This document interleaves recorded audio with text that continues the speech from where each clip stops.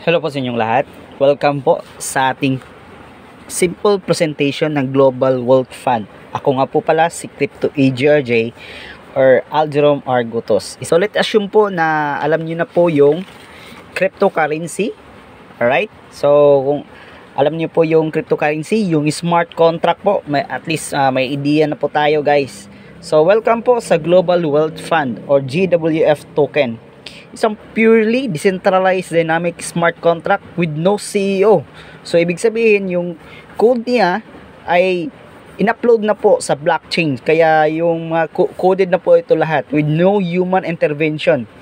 Platform automatic on Polygon blockchain. So yung blockchain po na ginamit natin dito is yung Polygon with upgraded features, community owned. So yung value ng Global Wealth Fund ay naka-depende na po sa community, guys. So meron po siyang total supply. 100 million lang po yung supply nito. And the good news is yung 90% or 90 million niya is nasa Uniswap for liquidity. So ibig sabihin, tinitrade na po ito open. Alright? So anyone can buy and sell na po dito sa GWF token. Open na po sa market. Ang 10 million naman po, yung 10% is nasa staking contract ni WF token, yung platform niyan, yung isi-share natin ngayon. Alright? So yung 10 million guys is nag-grow rin po ito. Makikita nyo po ito sa contract. Okay? And well, first, disclaimer lang po guys ha. This is not a financial advice. So medyo may risk na rin po at mag-research po kayo ng more po. Okay, so yung kailangan po natin dito is yung USDT Polygon or yung Polygon Matic. Okay? So, magbabay po tayo ng GWF token. Na market value niya is, by this time, nang ginawa ko ng video nito, is nasa $0.6 or around 9 to 10 pesos. Na meron naman po siyang 15.07 million liquidity. By this time, nang ginawa tong video nito, with 3 months old pa lang po siya. At na ang holder po ay nasa 400 plus. Ngayon, punta na tayo sa platform ni GWF token. Dito po ay may power po ng staking. Big sabihin, mag-i-stake po tayo ng ating GWF token at daily makakatanggap po tayo ng percentage. So first, bibili po natin yung bawat level. Okay, so meron po siyang level 1 to level 12. Sa level 1, let us say meron na tayo, nakabili na tayo ng GWF token. Okay? Kung gusto natin 1% staking lang tayo, 150 days po yan. Tawag po sa atin as at printers. Multiply lang po natin magkano po ito in dollar. So magagasto pa natin is $0.32. Yun ito guys, is ito po yung nagpapactuate. Okay, mas maganda kung nakasali tayo ngayon is makalikom tayo ng GWF token, posible itong tataas at kasi lalaki itong community. Tignan po natin 400 plus pa lang po yung community holder. Alright?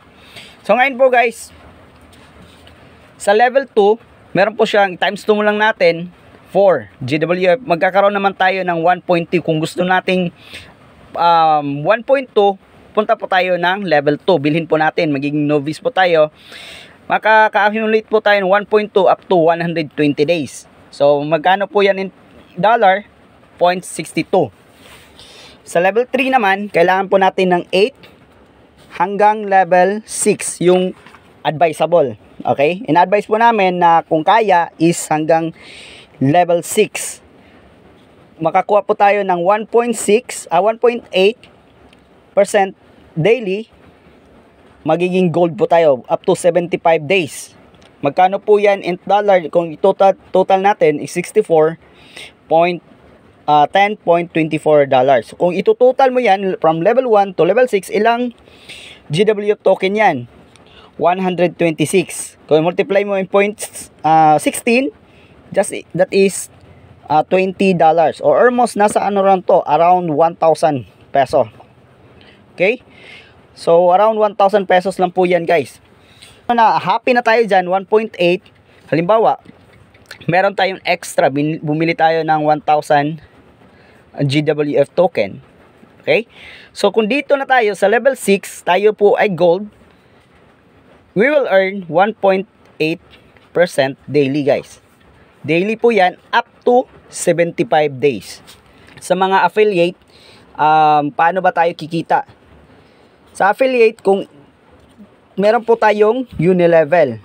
Okay, kung ikaw nakapag-invite nito, guys, na-invite mo ito si Ana. Alright, let us say si Ana. Okay? Si Ana ngayon is nag-staking ng 1,000 GWF token.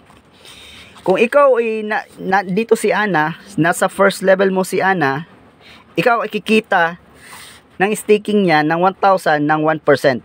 So magkano yung 1% ng 1,000 is yun yung kita mo na GWF token. Kung nasa naman siya is nasa 10th level mo na si Ana, okay?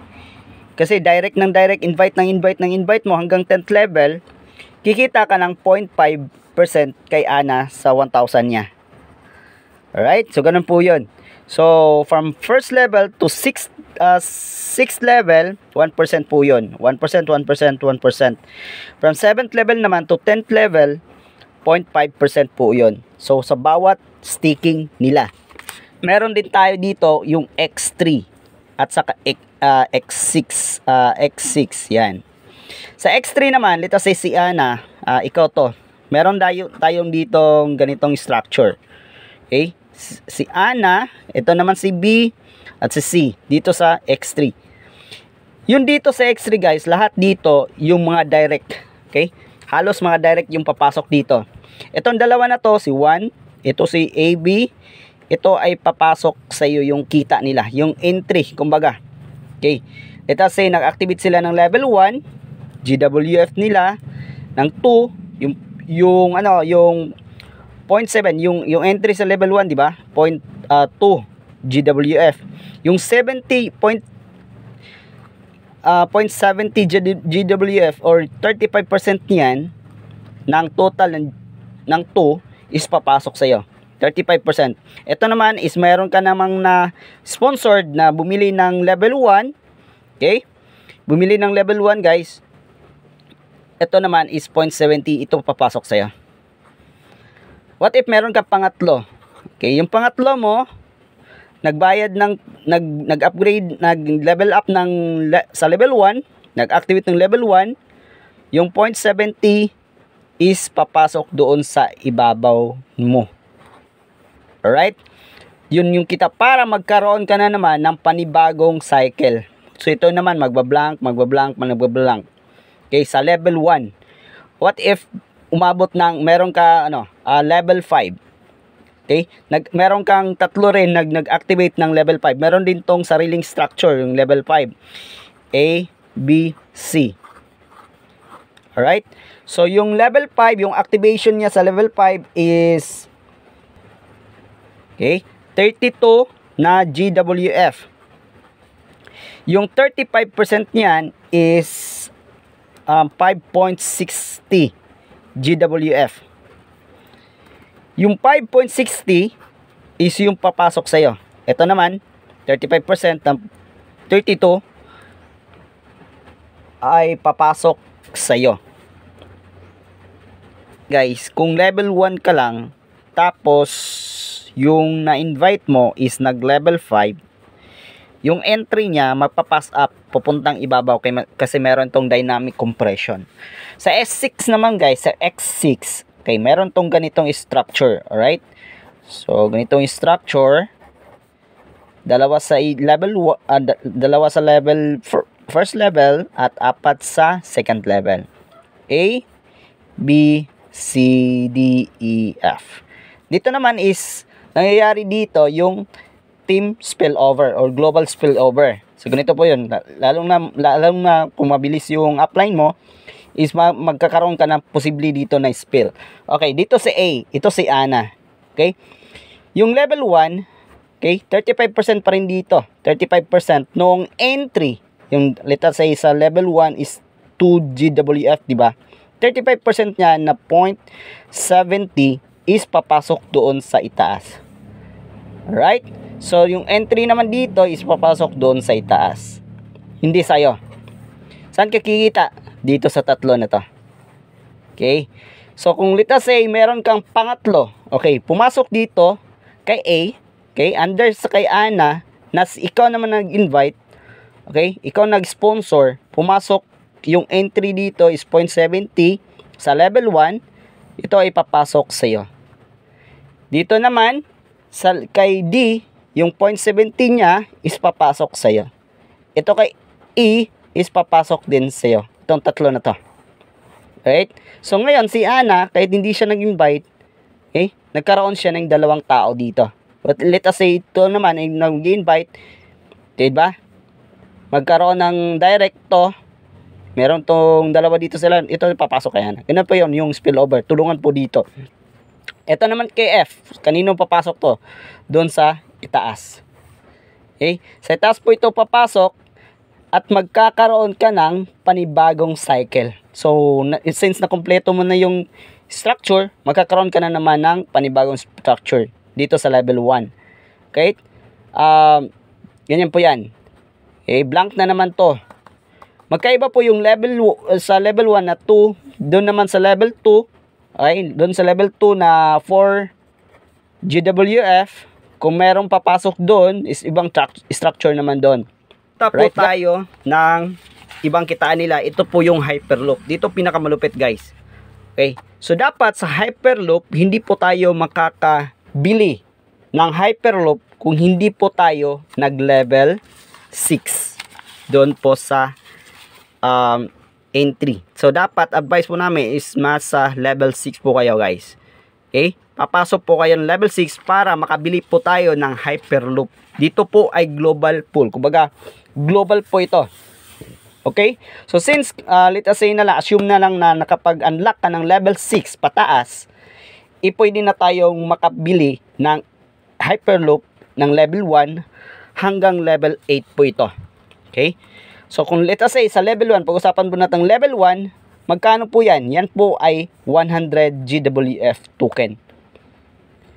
Ito po ay package, yung return 140% po yan. So, yung 100 mo magiging 140. Saan galing yung 140 or yung return nito? You will earn sa global pool, sa kabuuan, kung may mabebenta, kumbaga, na GWF token, okay? May ilang percent po yan mapupunta sa'yo to complete the 140. Alright? So, kung let us say naman, kung ikaw ay nakapag-invite, okay, nakapag-direct ka ng tao na bumili ng level 1 dito na 100, magkakaroon ka ng 20% po niyan.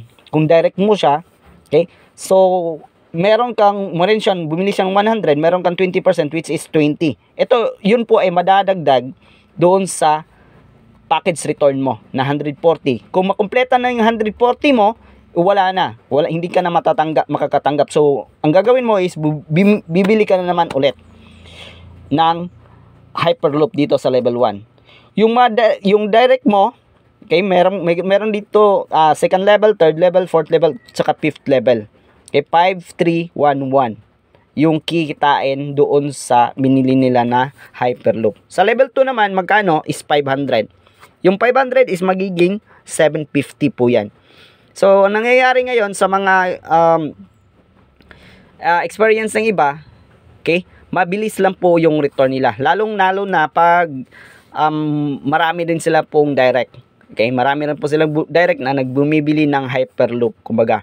At saka yung global pool na karamihan is ilang percentage na rin po pumapasok sa kanila para makompleto yung return nila. Yan po ay 150% po yan sa kabuuan. Yung first direct na naman po is 100. So 20% ng 500 is 100 kung mayroon kang direct na bumili ng hyperloop level 2. Okay? At saka level 1 up to level 5, yung mga direct mo is magkakaroon ka pa rin ng kita ng 1%. Up to 8 level po ito guys. So sa 8 level is 30,000 hyperloop. Kung multiply mo yan into sa kasulukuyan na value, yan po. At saka yung return naman po is napakalaki. 90,000 GWF token. That is 300% in return po guys. Pasingit lang ito guys.